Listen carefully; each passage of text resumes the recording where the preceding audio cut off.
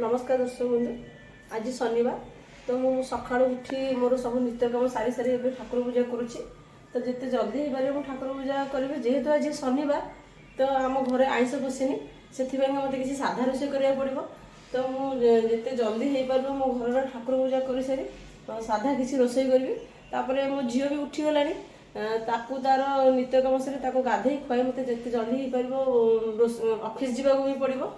तो मुझे जाऊँगी ठाकुर पूजा करी किसी साधा रोषे करी ऑफिस बाहर की जीवी। तो मु साधा रोषे कला बेला आपन संगे कथा हेबी।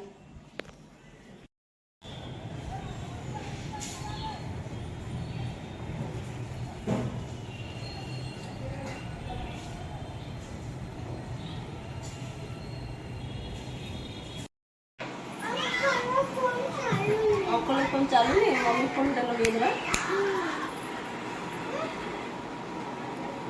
टिके मम्मी साथ गेल हो मम्मी को टिके टिके टिके कोने दवा मम्मी टिके अच्छा पैंट पैंट पैंट देख दवा झियो घर को जीवा पैंट देख चाली टिके होला भलो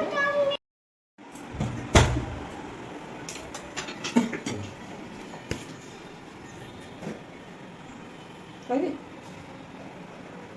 काम करा कौन से मुझे आलू पोटल कषा करने को जाऊँगी। तो से पोटल आलू को भाजिक रखी कड़े तेल गरम हो सारे से पियाज पकेबी।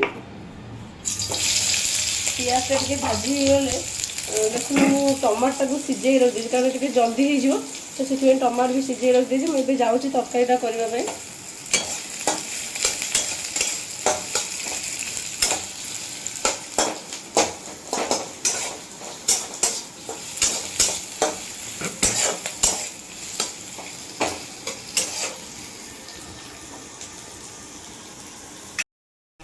देखो दर्शक बंधु तो पियाज भाजी सारे जो टमाटर सीझे रखी भी पकईकि भाजी सारे मोर बर्तमान टमाटर और पियाज भाजी गले। ये देखो मुझे अदा पियाज रसुण पेस्ट कर रखी से पकईबी।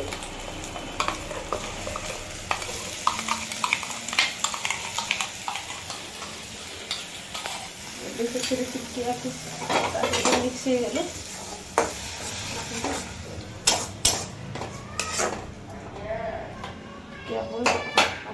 जी दरकार से अनुसार लंका गुंड पकेबे।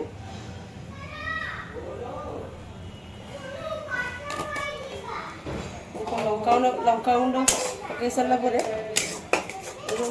हलदी पकेबी कारण हलदी बिना हलदी आमर तरकारीटा के सुंदर देखा जाए कि भल भी लगे। कहती जो अण हलदिया जो तरकारी खाती नहीं जहाँ जो अशुभ काम हो तो घरे बिना हलदी रोषे कर खाती से मुझे जाऊँगी रोषे मोर हलदी पकेबी।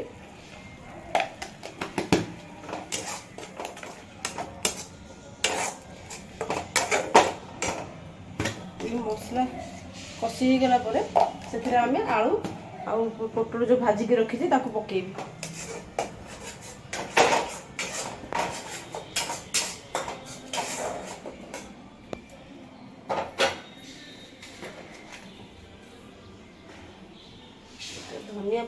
धनिया गुंड समय अभाव जो जीरा धनिया सब गुंड करके रखी मो घरे जिते तरकारी जिते जहाँ दरकार से समय आड कर दिए।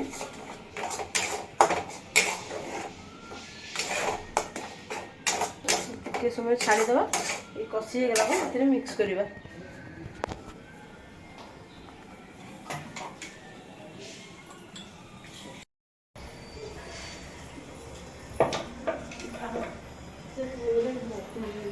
कुआड़े तमे कुआड़ जाउछ अच्छा तोड़ पड़ेला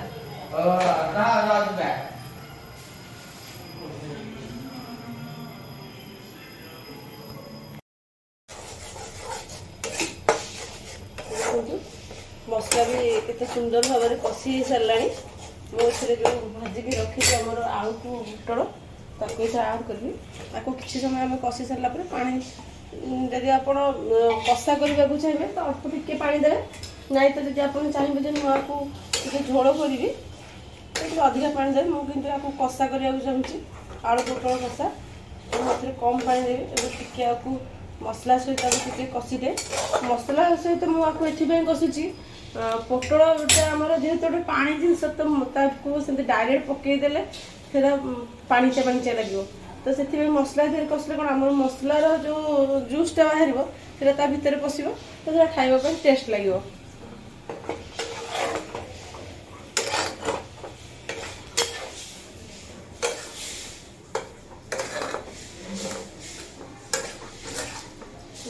ଏଥିରେ ବି ହେଇଗଲାଣି, କଷି ହେଇଗଲାଣି। ବର୍ତ୍ତମାନ ଏଥିରେ ପାଣି ଦେଇଦେବି, ଅଳ୍ପ ଟିକିଏ ପାଣି ଦେବି, କାରଣ ମୋର ଯେହେତୁ ମୋର କଷା ଦରକାର, ତେଣୁ ସେଥିପାଇଁକା ଏଥିରେ ଅଳ୍ପ ପାଣି ଦେବି। ତ ମୁଁ ଏଥିରେ ଅଳ୍ପ ପାଣି ଆଡ଼୍ କରୁଛି।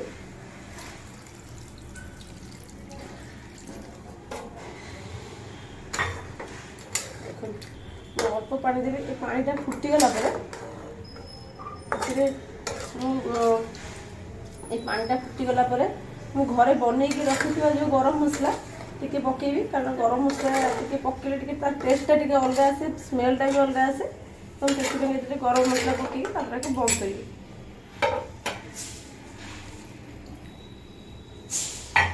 କିନ୍ତୁ ମୋ ତରକାରୀ ଫୁଟି ଆସିଲାଣି, ମୁଁ ଏଥିରେ ବି ଗରମ ମସଲା ବି ପକାଇ ସାରିଲିଣି। ମୋର ରୋଷେଇଟା ଏବେ କମ୍ପ୍ଲିଟ୍ ହେଇଗଲା।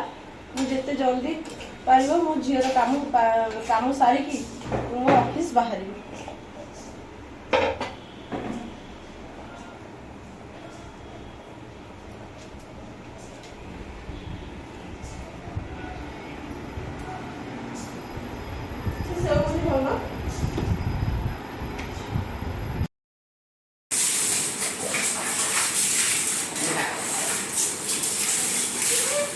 I'm empty.